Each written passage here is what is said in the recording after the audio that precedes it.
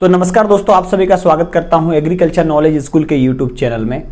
आज पादप रोग विज्ञान में फंजाई या कवक के बारे में आज हम पढ़ेंगे। क्योंकि आपको पता है कि खेतों में भी सबसे ज़्यादा फंजाई नुकसान करती है हमारे, चाहे या सीड में हो चाहे सॉइल में हो, दोनों ही प्रक्रिया में हम फंगस से सबसे ज़्यादा परेशान हैं। कई हमारे ऐसे भाई हैं जो फ्यूजेरियम से परेशान हैं, कई ऐसे भाई हैं जो हमारे लीफ स्पॉट से परेशान हैं। तो ये फंजाई क्या है और इसके बारे में हम एज अ कॉम्पिटिटिव भी परीक्षा के माध्यम से भी देखें तो क्या इसमें प्रश्न कहीं कहीं बनते हैं। तो प्लांट पैथोजन जैसे हैं virus, bacteria, viroid, fungi, mycoplasma, spiroplasma, इन सब में सबसे ज़्यादा फंजाई का महत्व है। तो चलो अपन स्टार्ट करते हैं। तो देखो, पहला सबसे इंपॉर्टेंट है फंजाई या कवक में माइकोलॉजी। मतलब फंजाई के अध्ययन को हम क्या कहते हैं? माइकोलॉजी कहते हैं। आपसे अगर प्रश्न पूछा है कि फंजाई के अध्ययन को हम क्या कहते हैं? माइकोलॉजी। माइकोलॉजी ग्रीक शब्द से मिलकर बना है जिसमें माइकोस, क्या? माइकोस। माइकोस का अध्ययन माइकोस का मीनिंग होता है मशरूम, मशरूम लाइक ऑर्गेनिज्म, उसे हम बोलते हैं माइकोस। और लोगस का मतलब होता है स्टडी, ठीक है ना। ये दो शब्दों से मिलकर बनी है। तो माइकोलॉजी दो शब्दों से मिलकर बना है, ग्रीक भाषा के दो शब्दों से मिलकर बना हुआ है, जिसमें माइकोस का नाम है मशरूम लाइक और लोगस का मतलब है स्टडी। नंबर 2 है इसके पिताजी। तो माइकोलॉजी के पितामह जो हम कहते हैं P.A. माइकेली। P.A. माइकेली को माइकोलॉजी का पिता या कवक विज्ञान का पितामह P.A. माइकेली के कहते हैं। और इन्होंने एक किताब लिखी थी जिसका नाम है नोवा प्लांटेरम जेनेरा। कौन सी? नोवा प्लांटेरम जेनेरा। इनकी किताब का नाम भी आपको याद रखना है। आपसे अगर पूछा जाए कि नोवा प्लांटेरम जेनेरा किताब किसने लिखी थी? P.A. माइकेली ने लिखी थी। अगर फंजाई की हम डेफिनेशन में बात करें, कवक की डेफिनेशन में बात करें, तो यह ओब्लाइगेट भी होती है, ओब्लाइगेट प्लस सेप्रोफाइट। ओब्लाइगेट भी होती है और सेप्रोफाइट, मतलब कि यह पौधों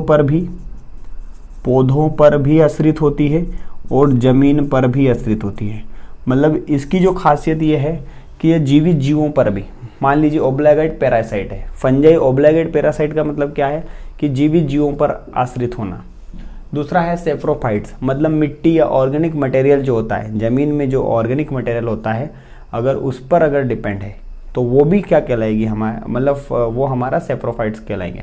तो फंजाई ओब्लाइगेट भी होती है और सेप्रोफाइट भी होती है।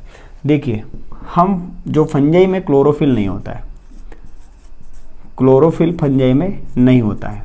क्लोरोफिल फंजाई में नहीं होने की वजह से यह अपना भोजन के लिए दूसरे जीवों पर आश्रित होती है, मतलब सॉइल पर आश्रित होती है या तो पौधे पर आश्रित होती है। इसलिए इसे हम हेट्रोफिलिक कहते हैं। हेट्रोफिलिक, ऑटोट्रोफ और हेट्रोट्रोफ। तो हेट्रोट्रोफ का मतलब क्या होता है? ऐसे जीव जो अपना भोजन खुद नहीं बनाते हैं और भोजन के लिए दूसरे जीवों पर आश्रित होते हैं, तो उसे हम हेट्रोट्रोफ कहते हैं। लेकिन ऑटोट्रोफ का मतलब क्या होता है? जो अपना भोजन स्वयं बना लेते हैं, उन्हें ऑटोट्रोफ कहते हैं।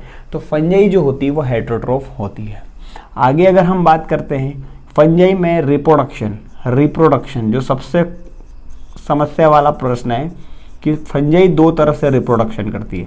एक करती है सेक्सुअली, मतलब लैंगिक जनन करती है, लैंगिक जनन, और दूसरा जो है एसेक्सुअली। एसेक्सुअली में हम बात करते हैं अलैंगिक जनन। अलैंगिक जनन मतलब जैसे हम बात करते हैं ना, अगर फील्ड में अगर प्रैक्टिकली हम बात करते हैं तो एक पौधा मुरझाता है। आज एक पौधा मुरझाया है, लेकिन दूसरे दिन आप जाओ तो 10, 20, 50, 400 पौधे मुरझा जाते हैं। क्यों? उसका कारण है कि फंजाई एक्सेक्सुअली रिप्रोडक्शन करने लग जाती है। तो हम बात करते हैं कौन से ऐसे भाग हैं जो सेक्सुअली रिप्रोडक्शन में भाग लेते हैं। देखिए, एक है गैमेटेंजियल कॉपुलेशन, दूसरा है गैमेटेंजियल कॉन्टैक्ट, है ना, गैमेटेंजियल कॉपुलेशन, गैमेटेंजियल कॉन्टैक्ट। इस तरह से सेक्सुअली रिप्रोडक्शन करती फंजाई। या तो हम बात करें एसेक्सुअल में, तो एसेक्सुअली रिप्रोडक्शन में बात करें तो यह क्लेमाइडोस्पोर बनाती है, क्लेमाइडोस्पोर, या जू स्पोर बनाती है ना। जू स्पोर आप टेंशन मत लीजिए, बहुत इजी वे में समझाऊंगा मैं। क्लेमाइडोस्पोर बनाती है, जू स्पोर बनाती है, या तो ये ब्लास्टोस्पोर बनाती है, ब्लास्टोस्पोर बनाती है, ठीक है ना। तो फंजाई में जो रिप्रोडक्शन होता है वो सेक्सुअली और एसेक्सुअली दोनों तरह से होता है। सेक्सुअल का मतलब होता है मेल और फीमेल मिलकर गैमेट का निर्माण करेंगे और एक उसके प्रोसेस होगी और उसमें समय लगेगा। लेकिन एसेक्सुअली में तो यही है कि 1 से 2, 2 से 4 जो मियोसिस की प्रोसेस होती है, तो मियोसिस के माध्यम से एसेक्सुअली रिप्रोडक्शन होता है। अगर आपसे प्रश्न पूछा जाए कि फंजाई, तो फंजाई की बॉडी को हम थैलस कहते हैं। अगर आपसे पूछा जाए कि फंजाई की बॉडी को क्या कहते हैं, थैलस, मतलब ये फंजाई और इसके ऊपर की जो बॉडी है इसे हम थैलस कहते हैं। और थैलस माइसेलियम से मिलकर बनी होती है। किससे मिलकर बनी होती है भाई, माइसेलियम से। और माइसेलियम क्या है, मान लीजिए एग्जाम्पल में आपको बताता हूँ कि अपने बाल ले, महिलाओं के बाल थोड़े बड़े होते हैं, तो 20-25 बाल का एक गुच्छा बना लीजिए। तो ये गुच्छा जो है ये माइसेलियम है, लेकिन इस गुच्छे में से अगर हम एक बाल निकाल लेंगे तो वो हमारी हाइपी हो जाएगी, ठीक है ना। तो हाइपी क्या है, हाइपी थ्रेड लाइक स्ट्रक्चर, मतलब एक तंतुनुमा रचना जो है वह हाइपी है। और जब ये बहुत सारे हाइपी मिलकर माइसेलियम बनाते हैं और माइसेलियम से ही थैलस बनते हैं, ठीक है। इतना आपको समझ में आया होगा। आगे जो हम बात कर रहे हैं, फंजाई में हाइपी 2 प्रकार की पाई जाती है। हाइपी कितने प्रकार की, 2 प्रकार की। एक होती है एसेप्टेड हाइपी और दूसरी होती है सेप्टेड हाइपी। यहाँ से बहुत महत्वपूर्ण प्रश्न आपका बनता है। एसेप्टेड हाइपी का मतलब ये होता है कि ये मान लीजिए आपकी सेल है, ठीक है ना, फंजाई की, और इसमें ये न्यूक्लियस है, ठीक है। तो ये हो जाएगी हमारी सेल वाल या सेल, और ये है साइटोप्लाज्म या प्रोटोप्लाज्म या न्यूक्लियस बोल दीजिए, सॉरी न्यूक्लियस है ये। तो जब कोई भी सेप्टा नहीं होता है, फॉर एग्जाम्पल न्यूक्लियस और साइटोप्लाज्म के बीच में कोई सेप्टा नहीं है, मतलब दीवार नहीं है, तो वो एसेप्टेड कहलाएंगे। लेकिन सेप्टेड माइसेलियम क्या होगी, इनके बीच में दीवार होगी, तो ये सेप्टेड माइसेलियम कहलाती है। तो यहाँ से प्रश्न ये बनता है कि एसेप्टेड माइसेलियम किस में पाई जाती है, या एसेप्टेड का दूसरा नाम है सिनोसिटिक हाइपी। सिनोसिटिक हाइपी कौन से ग्रुप में पाई जाती है, तो ये लोअर फंजाई में पाई जाती है। किस में पाई जाती है, लोअर फंजाई। और लोअर फंजाई मतलब जो हमारे मेस्टिगो, अभी बताऊंगा आपको, मेस्टिगो माइकोटिना एंड जाइगो माइकोटिना ग्रुप के जो फंजाई होते हैं, जिन्हें हम लोअर फंजाई भी कहते हैं। आपसे प्रश्न ये पूछा जा सकता है कि लोअर फंजाई कौन कौन से ऑर्गेनिज्म लोअर फंजाई में आते हैं। तो एक तो मेस्टिगो माइकोटिना डिवीज़न के और एक जाइगो माइकोटिना डिवीज़न के, दोनों ही लोअर फंजाई कहलाते हैं। तो लोअर फंजाई में एकमात्र जो है वो सिनोसिटिक हाइपी पाती है। और सेप्टेड हाइपी, फिर बचा जो सेप्टेड हाइपी एवीडी में, मतलब एस्को माइकोटिना, बेसिडियो माइकोटिना, और एक बचा ड्यूटेरो माइकोटिना। मीन्स ये हुआ कि हाइपी 2 प्रकार की होती है, एसेप्टेड और सेप्टेड। एसेप्टेड का मीन्स होता है साइटोप्लाज्म और न्यूक्लियस के बीच में या प्रोटोप्लाज्म और न्यूक्लियस के बीच में कोई भी सेप्टा नहीं होता है, तो उसे हम कहते हैं सिनोसिटिक हाइपी। सिनोसिटिक हाइपी पाई जाती है लोअर फंजाई, मेस्टिगो माइकोटिना और जाइगो माइकोटिना में। लेकिन सेप्टेड में बात करेंगे तो न्यूक्लिया के बीच में सेप्टा होगा। जैसे 2 भाई अलग होते हैं तो एक घर में एक दीवार हो जाती है, तो एक भाई इधर रह रहा है, एक भाई इधर रह रहा है, तो दोनों ही जो कहलाएंगे वो सेप्टेड कहलाएंगे। सेप्टेड किस में पाए जाते हैं, एस्को माइकोटिना, बेसिडियो माइकोटिना और ड्यूटेरो माइकोटिना में पाए जाते हैं।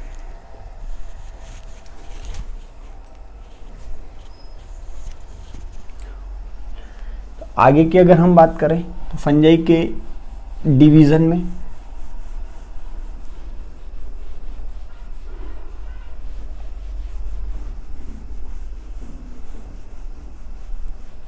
तो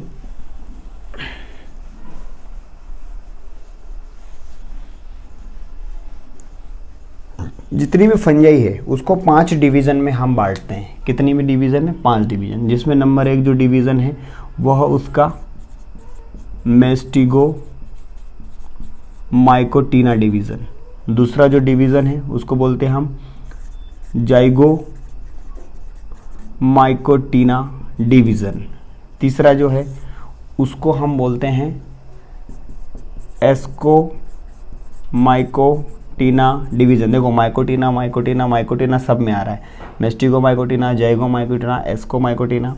और फोर्थ जो है बेसिडियो माइकोटिना। फिफ्थ जो है ड्यूटेरो माइकोटिना। मतलब जो पूरी फंजाई है, जितनी भी फंजाई होती है, चाहे आपके डाउनी मिल्ड्यू हो, पाउडरी मिल्ड्यू हो, रस्ट हो, स्मट हो, बंट हो, सारे इनमें ही आते हैं। चाहे बेनिफिशियल फंजाई हो, सब जो होंगे इन 5 डिवीज़न में ही होते हैं। और इसी में मैं आपको सारे स्पोर्स भी बता दूंगा कि फंजाई पौधे में वैसे फैलती कैसे। तो देखो भाई, मेस्टिगोमाइकोटिना ये जो 4 है, मेस्टिगोमाइकोटिना, जाइगोमाइकोटिना, एस्कोमाइकोटिना, बेसिडियोमाइकोटिना, मतलब मेस्टिगोमाइकोटिना, जाइगोमाइकोटिना, एस्कोमाइकोटिना, बेसिडियोमाइकोटिना, ये चारों ही सेक्सुअल फंजाई है। सेक्सुअल फंजाई का मतलब क्या होता है कि इनमें रिप्रोडक्शन के लिए सेक्सुअल स्पोर की आवश्यकता होती है। मतलब इनमें जो स्पोर बनता है वो सेक्सुअल स्पोर बनता है। लेकिन आपसे प्रश्न ये नहीं पूछा जाएगा, आपसे प्रश्न ये पूछा जाएगा कि ड्यूटेरोमाइकोटिना जो फंजाई है ये एसेक्सुअल होती है। क्या होती है? Asexual fungi. मतलब इनमें कभी भी सेक्सुअल रिप्रोडक्शन नहीं बनता है। तो अब हम बात कर लेते हैं मेस्टिगोमाइकोटिना। तो मेस्टिगोमाइकोटिना में कौन कौन सी बीमारी आती है? तो डाउनी मिल्ड्यूज, जितने भी हमारे डाउनी मिल्ड्यू हैं, स्क्लेरोस्पोरा से फैलने वाले, पेरेनोस्पोरा से फैलने वाले, पेरेनोस्क्लेरोस्पोरा से फैलने वाले, स्यूडोपेरेनोस्पोरा से फैलने वाले, सारे डाउनी मिल्ड्यू जो होंगे वो मेस्टिगोमाइकोटिना ग्रुप में आते हैं। ठीक है ना। और जाइगोमाइकोटिना में राइजोफस हमारे जो हैं वह जाइगोमाइकोटिना में आएंगे। एस्कोमाइकोटिना में पाउडरी मिल्ड्यू, ठीक है, पाउडरी मिल्ड्यू। और इसके बाद पाउडरी मिल्ड्यू के बाद बहुत सारे ऐसे तो बीमारियां हैं एज अ क्लासिफिकेशन। क्लाविसेप्स जो है, तो पाउडरी मिल्ड्यू किससे फैलती है? ईरिसाइफी से। ईरिसाइफी फंजाई जो होती है वो इसमें होती है। बेसिडियोमाइकोटिना बहुत महत्वपूर्ण है। इसमें हमारे रस्ट, बंट एंड स्मट आते हैं। मैं आपसे पूछा जाए कि रस्ट सारे किस में आते हैं? बेसिडोमाइकोटिना डिवीजन में आते हैं। बंट एंड स्मट किस में आते हैं? बेसिडोमाइकोटिना में आते हैं। यहाँ से एक प्रश्न बनता है कि रस्ट की क्लास क्या है या रस्ट का ऑर्डर क्या है? यूरेडिनल्स, यूरेडिनल्स में आर आ रहा है, रस्ट में भी आर आ रहा है। तो यूरेडिनल्स रस्ट का डिवीज़न है, ऑर्डर है। और बंट या स्मट का ऑर्डर क्या है? अस्टिलेजिनेल्स। ठीक है, इतना समझ में आपको आएगा। तो रस्ट हो गया, बंट हो गया, स्मट हो गया। इसके बाद हमारे मशरूम सारे जो हैं वो भी किस में आएंगे? बेसिडोमाइकोटिना ऑर्डर में आते हैं। देखो, ड्यूटेरोमाइकोटिना में सबसे खतरनाक ऑर्डर है ये। ड्यूटेरोमाइकोटिना सबसे खतरनाक, क्योंकि इसमें विल्ट भी आते हैं। विल्ट में जैसे फ्यूजेरियम फैलाने वाली फंजाई ड्यूटेरोमाइकोटिना में आते हैं। ब्लास्ट, लीप स्पॉट, ठीक है। इसके बाद स्क्लेरोशियम जो कॉलर रॉट है, मतलब रोट जो मैक्सिमम है वह ड्यूटेरोमाइकोटिना में आते हैं। तो सारे रस्ट बेसिडियोमाइकोटिना में आते हैं, लेकिन एक रस्ट है जो मेस्टिगोमाइकोटिना में आता है, वो है एल्बिगो कैंडिडा। एल्बिगो कैंडिडा क्या है भैया? तो एल्बिगो कैंडिडा जो है वाइट रस्ट ऑफ क्रूसीफर्स, मतलब जब पत्तियों पर वाइट कलर का आएगा सिम्टम्स, तो वो मेस्टिगोमाइकोटिना ऑर्डर्स में आते हैं। तो Albugo Candida white rust of crucifers में, तो क्रूसीफेरी फैमिली में हमारा केवेज आता है, हमारा मस्टर्ड आता है, हमारा कॉलीफ्लावर आता है। तो इनमें एल्बिगो कैंडिडा होता है। Albugo Candida white rust of crucifers. इतना आपको समझ में आया होगा। तो आगे हम एक बात करते हैं इनके सेक्सुअल स्पोर की। तो मेस्टिगोमाइकोटिना में आप याद रखना हमेशा OOSPOR। आपसे प्रश्न पूछा जाएगा कि ऊ स्पोर निम्न में से कौन सी बीमारी में बनता है? तो आपको बताना पड़ेगा डाउनी मिल्ड्यू में, या डाउनी मिल्ड्यू फंगस की कौन से स्पोर से ग्रोथ करता है, या डाउनी मिल्ड्यू का सेक्सुअल स्पोर, डोरमेंट स्पोर कौन सा है? तो वो ऊ स्पोर है। ठीक है ना। जाइगोमाइकोटिना में हमेशा जाइगो स्पोर बनता है। क्या बनता है? Zygote spore. केवल ऊ स्पोर का ही नाम डिफरेंस है, क्योंकि मेस्टिगोमाइकोटिना को एनिसवर्थ ने आगे क्लासीफाई किया ऊमाइसिटीज, इसके एक सब क्लास बनाई है ऊमाइसिटीज। तो ऊमाइसिटीज में ही जो ऊ स्पोर जो बनता है वो मेस्टिगोमाइकोटिना ऑर्डर में बनता है। जाइगोमाइकोटिना में जाइगो स्पोर बनेगा। एस्कोमाइकोटिना में एस्को स्पोर। बेसिडियोमाइकोटिना में बेसिडियो स्पोर।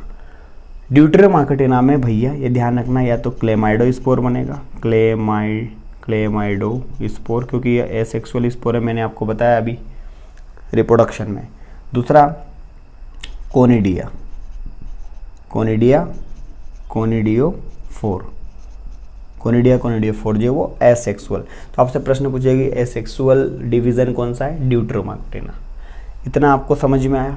तो आपसे प्रश्न ध्यान रखना कि ऊ स्पोर मेस्टिगोमाइकोटिना में, जाइगो स्पोर जाइगोमाइकोटिना में, एस्को स्पोर एस्कोमाइकोटिना में, बेसिडियो स्पोर्स बेसिडियोमाइकोटिना में, और क्लेमाइडो स्पोर कोनिडिया, कोनिडियो 4, पैरासेक्सुअलिटी साइकिल। इसके बाद आपसे पूछा जाए स्क्लेरोशियम ड्यूटेरोमाइकोटिना में पाया जाता है। स्क्लेरोशियम क्या है, हार्ड एक स्ट्रक्चर है, हार्ड बॉडी स्ट्रक्चर है जो अनफेवरेबल कंडीशन में डोरमेंट स्टेज में पड़ा रहता है। जैसे राई की हम बात करें, राई में होता है, चने में कोलारट होता है, तो ये डोरमेंट स्टेज में राई के दाने जैसे होते हैं जो ज़मीन में पड़े रहते हैं। जब अगले साल हम फसल लगाते हैं तो ये भाई लोग फसल के साथ आ जाते हैं और हमको दिखता है यार तुरंत लगाए और बीमारी आ गई, तो है ये ज़मीन में ही। ठीक है, अगर इनकी एसेक्सुअल फ्रूटिंग बॉडी की बात करें, अभी सेक्सुअल है, तो ऊ स्पोर से जब फंजाई ग्रोथ करती है, मान लीजिए लेड ब्लाइट ऑफ पोटैटो की बात करते हैं, लेड ब्लाइट ऑफ पोटैटो पर अध्ययन जो किया था एंटन डी बेरी ने किया था, लेड ब्लाइट ऑफ पोटैटो, जिसे हम आयरिश फेमाइन भी कहते हैं। 1845 में यह आयरलैंड में आया था, आलू पर, पोटैटो में आयरिश फेमाइन। 1845 में एंटन डी बेरी ने इस पर काम किया था। तो लेड ब्लाइट ऑफ पोटैटो में जो मेस्टिगोमाइकोटिना के अंतर्गत आता है, ठीक है, पीथियम है ना, फाइटोप्थोरा इन फर्स्ट टेंस। तो इनमें जो अब ये तो सेक्सुअली वो स्पोर बन गए, लेकिन अब आगे जो इनको ग्रोथ करना है ना, तो ये इसमें फिर एसेक्सुअल फ्रूटिंग पार्ट बनता है, तो ये बनाते हैं स्पोरेंजिया। ठीक है, आपसे पूछा जाए स्पोरेंजिया क्या है, या आपसे पूछा जाए जू स्पोर क्या है, तो स्पोरेंजिया और जू स्पोर दोनों ही मेस्टिगोमाइकोटिना में बनते हैं, मतलब डाउनी मिल्ड्यू फंजाई में बनते हैं, या लेड ब्लाइट ऑफ पोटैटो में बनते हैं। मतलब इस ग्रुप में जो जितनी फंजाइज आएगी उनकी फ्रूटिंग बॉडी सेम रहेगी, मतलब ऊ स्पोर रहेगा, उसमें स्पोरेंजिया रहेगा, जू स्पोर रहेगा।